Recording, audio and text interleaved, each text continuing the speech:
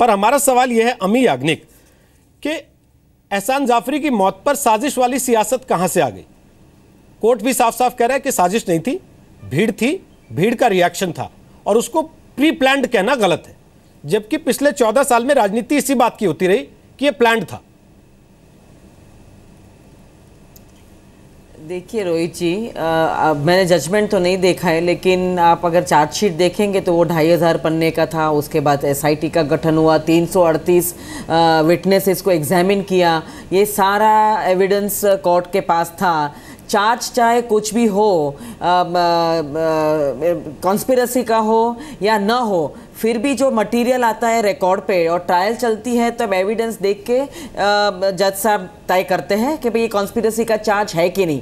पर यही मटेरियल अगर जो कंप्लेनेंट नाखुश है तो इसी एविडेंस पे आगे जा सकते हैं। There is always a avenue and always a opportunity in the legal system और इस लॉ के अंडर कि भाई वो आगे जा सकते हैं अपील में, अगर वो संतुष्ट नहीं है। पर वो 6 तारीख को जब जजमेंट हाथ में आएगा तब देखेंगे कि कितनी कॉन्स्पिरेसी का चार्ज था, कितना माना है, कितना पूरा निकाल दिया है। तो ये आज मैं ऐसे बिना देखे तो नहीं कह सकती। लेकिन आप जो कह रहे हैं कि भाई ये कॉन्स्पिरेसी पे साजिश हो रही 14 साल तक, तो आपको पहले पॉइंट पे जाना पड़ेगा कि ये कब हुई थी वारदात। और 10,000 पीपल हैड गॉन, 10,000 में से आपने कहीं एक 100 से बिलो के नंबर को आपने पकड़े हैं और ट्रायल चला है। तो ये हमें इस चार्ज में नहीं जाना है। लेकिन ये बात तो सही है कि रूपल मोदी जी ने अपना बच्चा खोया है, कई लोगों ने अपनी फैमिलीज खोई है, कई लोगों ने अपना घर खोया है। तो ये क्या था?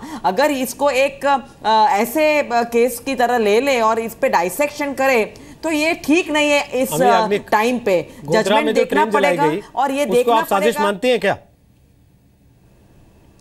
नहीं, साजिश नहीं मानती। आपने अभी सुना ना नरोड़ा पाटिया का केस, उसमें तो उससे भी पहले पूछ रहा हूं ना, रिकॉर्ड सिलसिलेवार अगर चीजों पे आप जा रही हैं 28 तो शुरुआत गोधरा से होती है। गोधरा में जो ट्रेन को आग लगाई गई, आप उसको साजिश मानती हैं क्या?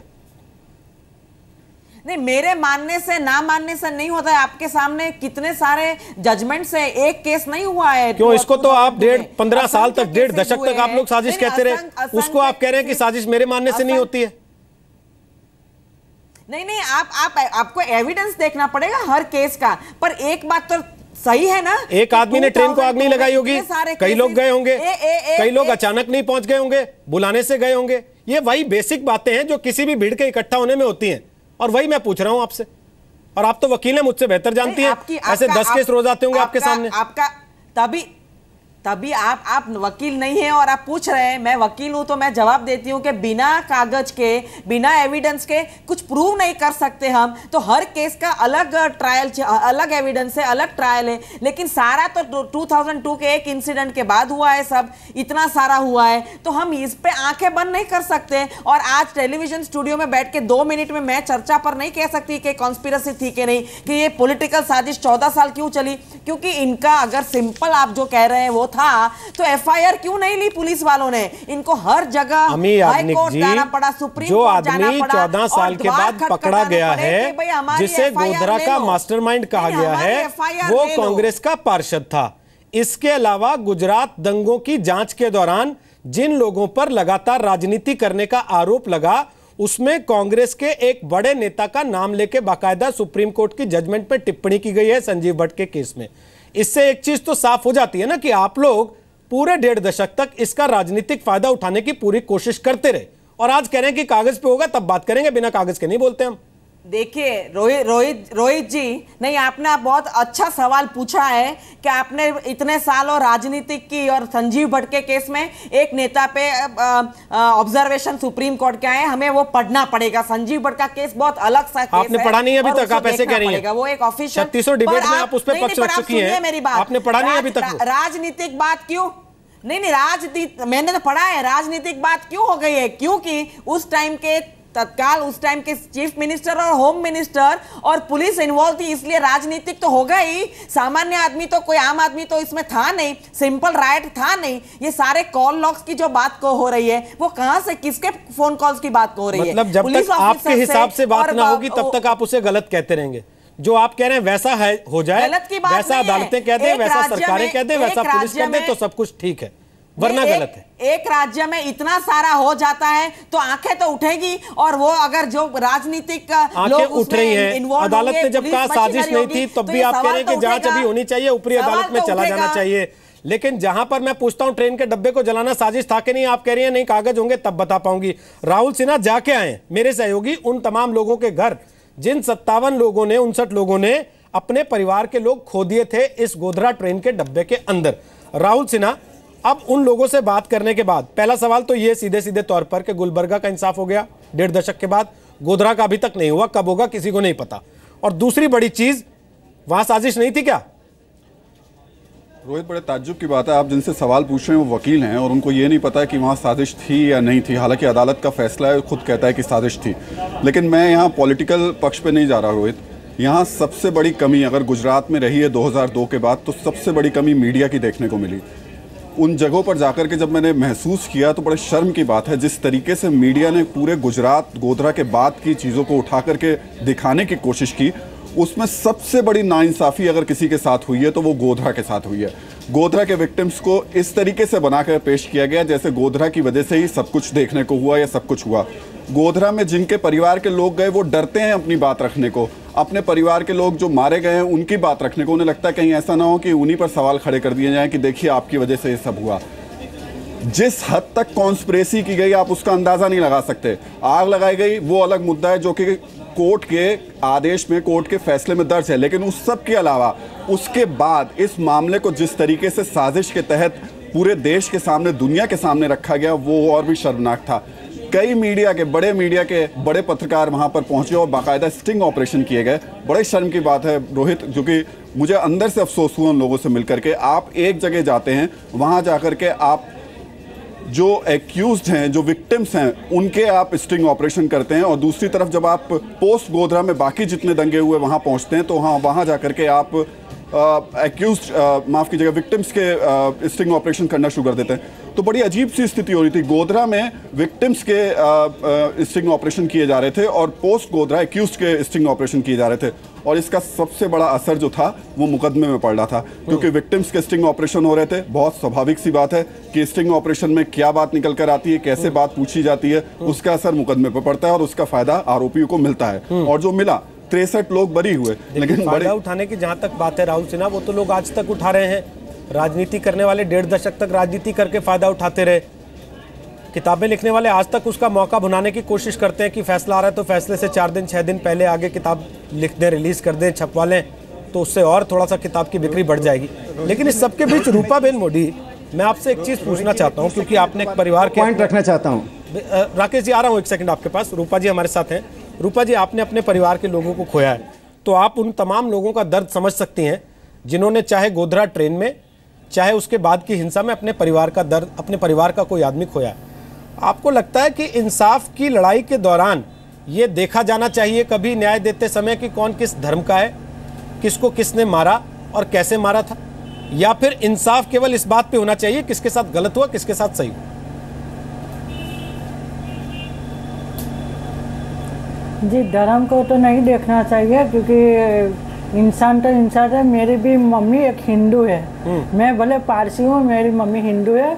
मुझे पता है कि मैं भी मंदिर में आरती, गीता भी मेरे मुंह से है, और मेरे पारसी का धर्म भी मुझे पता है। पर मैं हमेशा इंसान की दृष्टि से देखती हूँ, क्योंकि आप जब गोधरा की ट्रेन की बात कर रहे हो तो गोधरा ट्रेन में जो भरत पंचाल और रावल फैमिली का S6 में 5 जन गए, उनके 5 जन की डेथ गई, वो हमारे साथ थे। उन लोगों को भी लग रहा था कि जो वो कार्यकर्ता थे वहाँ के जनता नगर के, उन लोगों खुद मानते हैं कि गोधरा में एक साजिश थी। और दूसरी बात आप कह रहे हैं कि एक आज कोर्ट ने जो फैसला किया कि साजिश नहीं थी, तो साजिश की मैं एक आपको बात बोलूं कि गोधरा में 27 तारीख 2002 में जो दंगा हुआ और 28 तारीख को फरवरी में गुलबाग में हुआ, जो गुलबाग में हजारों और नेल पॉलिश की बोतल और जो इंजेक्शन की बोतल थी उसमें केमिकल भर के लाए थे।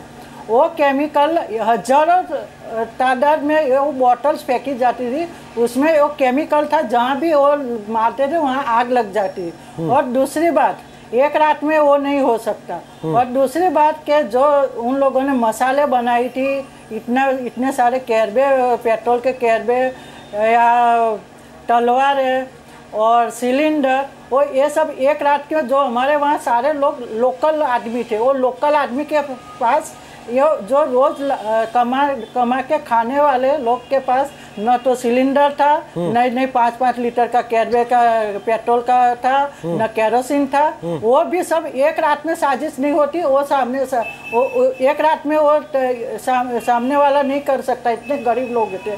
ये पूरी साजिश थी, एक रात में पूरी साजिश बना दी। ये एक रात की भी नहीं, बहुत पहले की साजिश थी कि गुलबाग में जाफरी साहब का टारगेट बनाओ, एक कौम को बनाओ।